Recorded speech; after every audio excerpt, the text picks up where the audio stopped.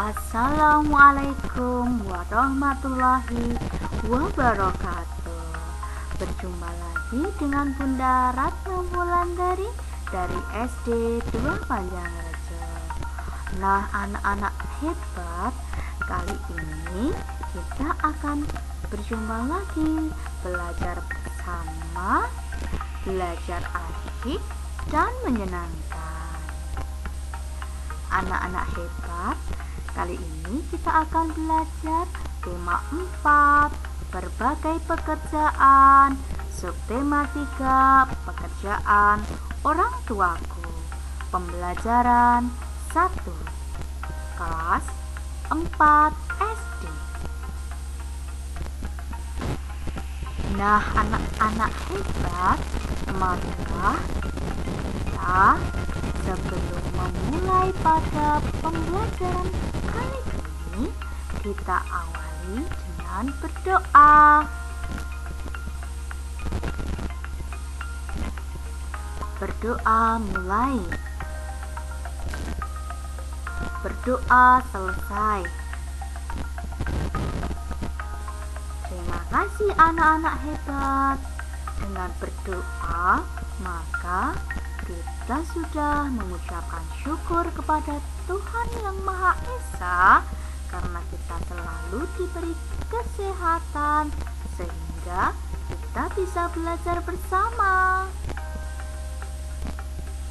Nah, anak-anak hebat, Ibu selalu ingatkan untuk menjaga kesehatan dan ikuti protokol kesehatan ya.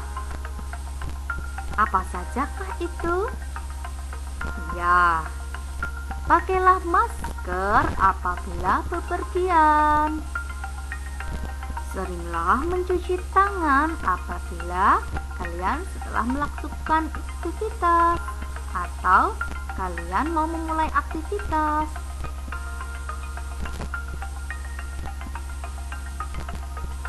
Kalian juga harus menjaga jarak apabila berkerumunan.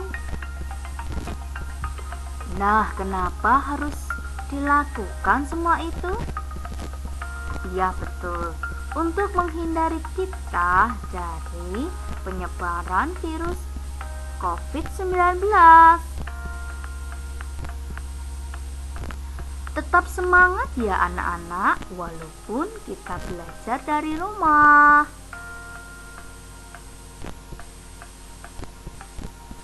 Nah, anak-anak hebat, nah kemarin kita sudah belajar untuk mencari informasi yang terdapat dalam bacaan, kemudian kita cari mana contoh perilaku yang baik dan yang tidak baik berdasarkan contoh yang ada di bacaan. Kali ini kita akan belajar pada muatan bahasa Indonesia dan IPA.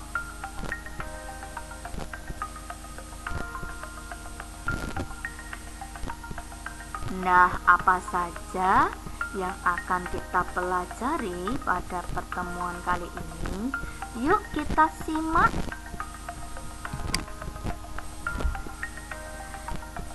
Kalian nanti akan dapat menuliskan informasi yang terdapat dalam dongeng dengan kata-katamu sendiri dengan benar.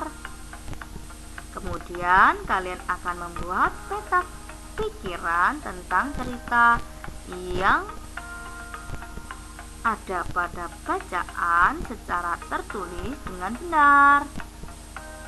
Kalian juga akan mengidentifikasi dampak pemanfaatan sumber daya alam yang tidak terkontrol dengan benar dan menentukan upaya pelestarian kehidupan sehari-hari, terutama pada hutan dengan benar.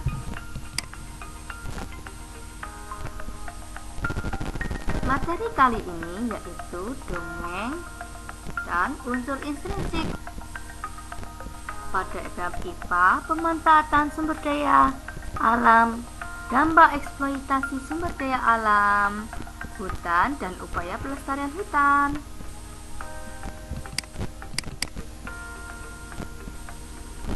Dongeng dan unsur-unsur intrinsik.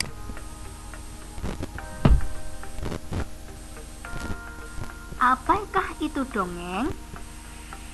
Adakah yang bisa membantu Bu Ratna?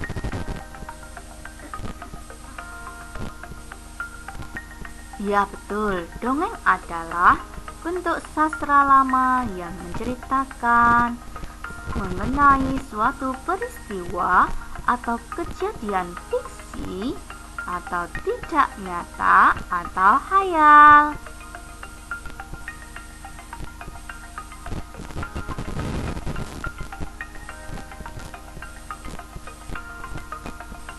Unsur-unsur dongeng yaitu yang pertama, tema. Tema adalah suatu gagasan pokok yang mendasari terbentuknya sebuah dongeng.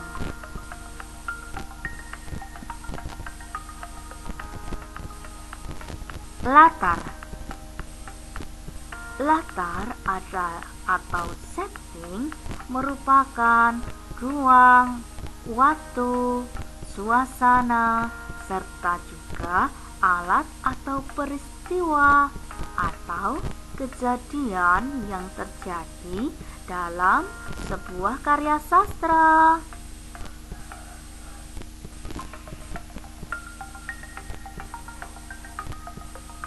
Alur. Alur atau plot ini merupakan jalan cerita dalam sebuah karya sastra.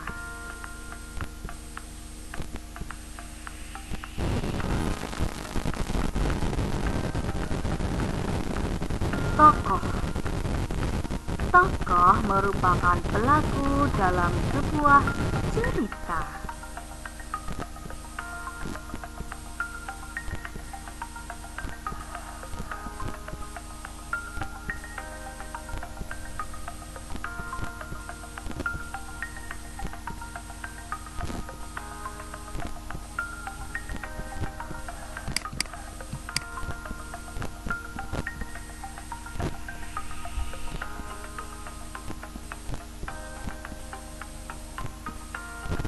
Penokohan atau watak atau karakter tokoh.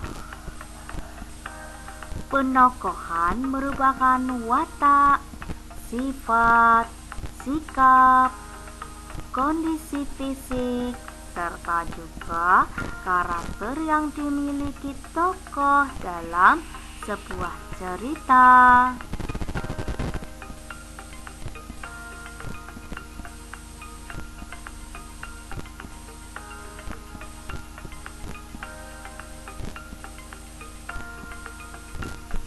Sudut pandang. Sudut pandang merupakan posisi pengarang dalam memandang suatu peristiwa dalam sebuah cerita. Amanat. Amanat merupakan sebuah pesan yang disampaikan seseorang untuk kepada pembaca.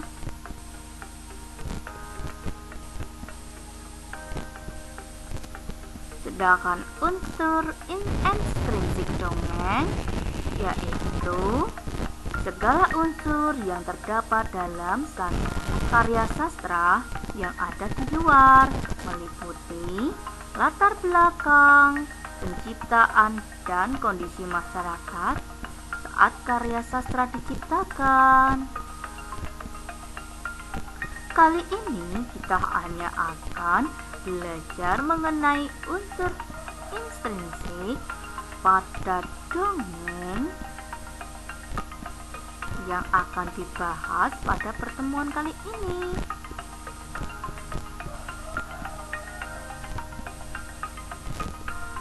Sudah paham belum anak-anak? Mari kita lanjutkan.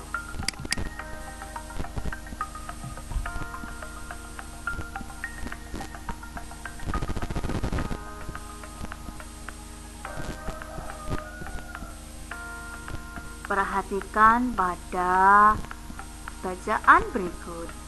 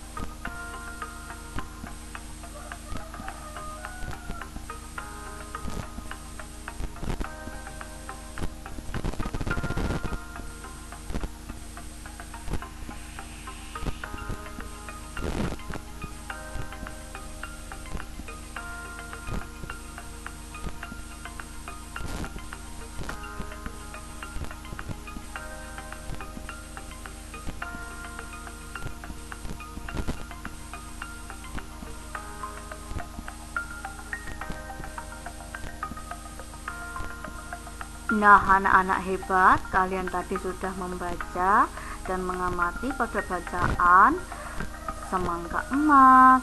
Kemudian setelah kalian baca, coba kalian cari unsur intrinsik yang ada pada dongeng. Dengan peta pikiran, nanti kalian akan mendapatkan informasi-informasi menggunakan kata kunci unsur intrinsik yang ada pada dongeng semangka emas. Perhatikan pada contoh berikut. Nah, inilah unsur intrinsik pada dongeng semangka emas. Temanya adalah sosial. Alurnya maju. Sudut pandangnya orang ketiga serba tahu. Amanatnya, bersikaplah baik kepada siapapun karena kelak akan mendapatkan balasan kebaikan pula.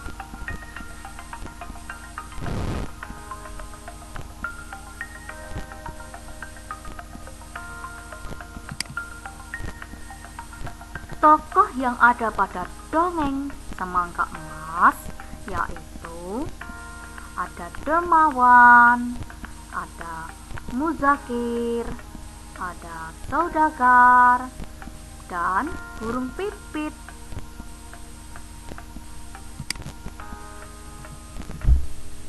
Latarnya ada atau tempatnya di Sambas, Kalimantan Barat.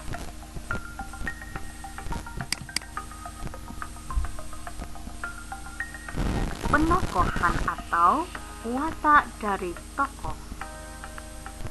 Dermawan memiliki watak peduli, suka menolong, tidak ragus, dan dermawan.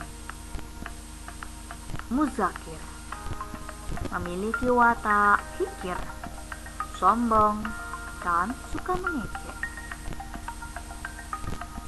Saudagar memiliki watak adil.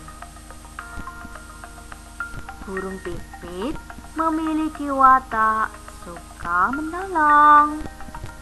Nah, anak-anak hebat, mudah bukan?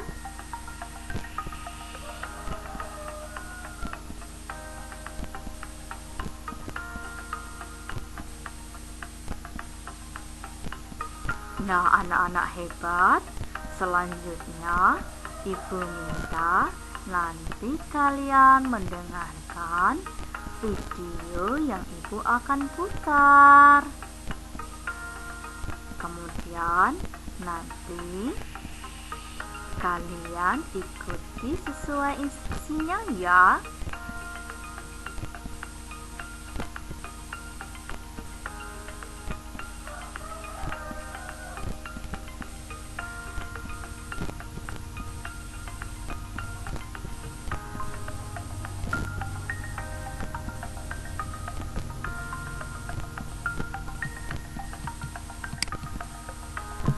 Untuk pelajaran berikutnya yaitu pada muatan IPA, pemanfaatan sumber daya alam, dampak eksploitasi sumber daya alam hutan dan upaya pelestariannya.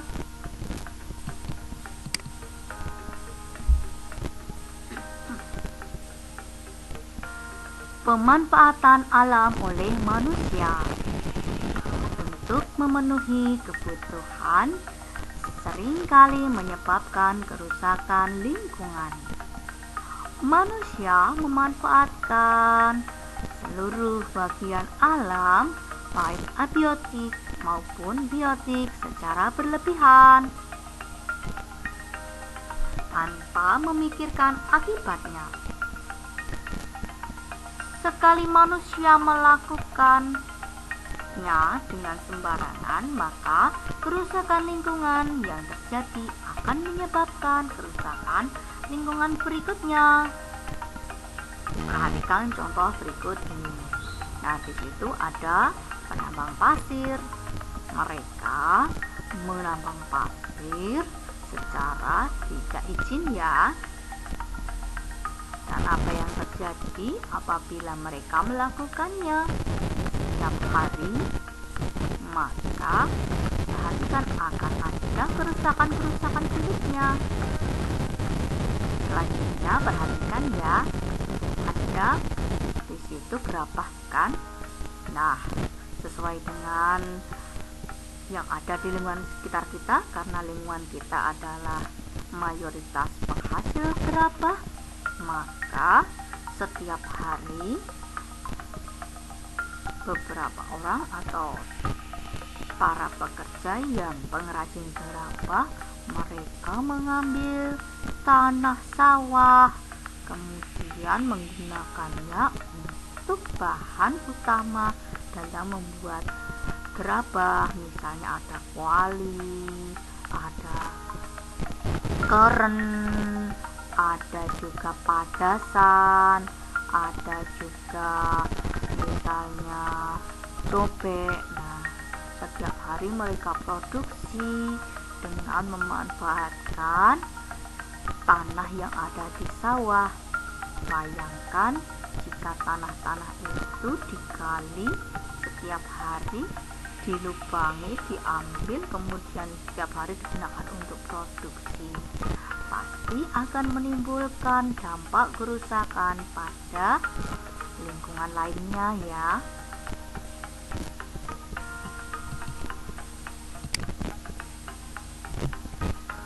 Memanfaatkan lingkungan abiotik.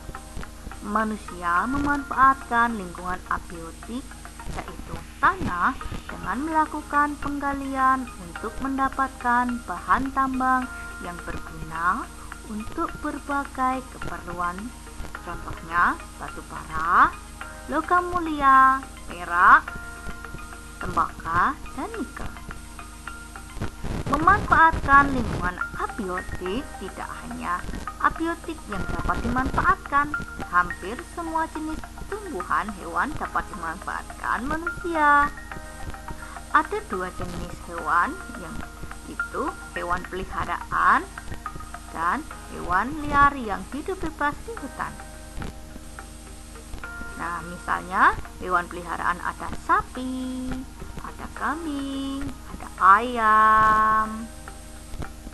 Kemudian hewan liar yang bebas di hutan yaitu singa, gajah, jerapah, rusa, dan lain sebagainya.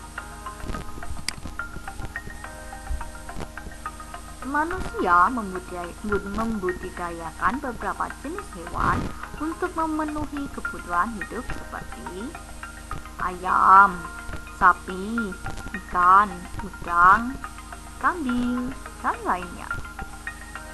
Hewan yang tidak dibudidayakan atau di sini adalah hewan liar di hutan seringkali diburu, diambil kulitnya, diambil bulunya, diambil dagingnya, diambil tulangnya, kemudian ada juga yang diawetkan.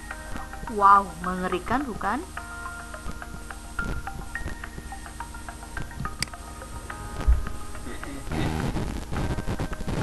Oleh karena itu, kita perlu ada tindakan pelestarian sumber daya alam. Nah, bagaimana cara melestarikannya? 1. Penanaman kembali hutan gundul, menjaga kelestarian lingkungan, membuat teras kering pada pertanian di pegunungan, membatasi pengambilan sumber daya alam yang berlebihan,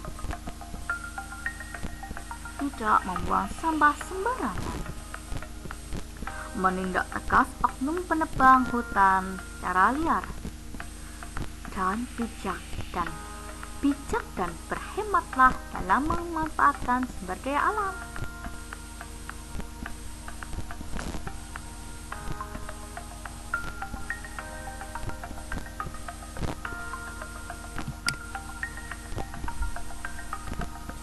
Nah, perhatikan anak-anakku, karena pengrajin kayu atau beberapa orang yang mata pencahariannya bergantung pada sumber daya alam hutan, maka hutan harus dilestarikan. Dengan cara bagaimana? Menerapkan sistem tebang pilih. Pilih pohon yang usianya tua. Terapkan sistem tebang tanam. Setelah menebang pohon, wajib menanam tumbuhan yang baru. Lakukan reboisasi terhadap hutan gundul. Beri sanksi kepada penebang hutan sembarangan dan tidak membuang sampah di hutan ya, supaya tumbuhan bisa tumbuh dengan subur.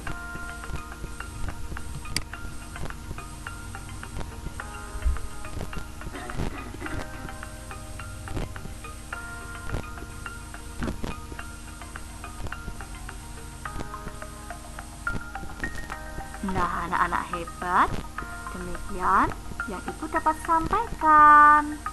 Nah, apa saja tadi yang dapat kita pelajari? Betul sekali. 1. Terkait dongeng dan unsur intrinsik pada dongeng. Kemudian pada muatan IPA kita sudah belajar bagaimana dampak dari eksploitasi sumber daya alam dan juga bagaimana upaya pelestariannya. Tetap semangat belajarnya ya. Besok kita akan belajar lagi.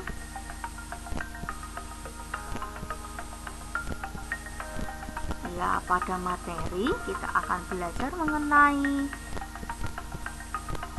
pengamalan sila ketiga Pancasila dan juga bagaimana pengelolaan sampah. Tetap semangat belajarnya ya. Saya akhiri.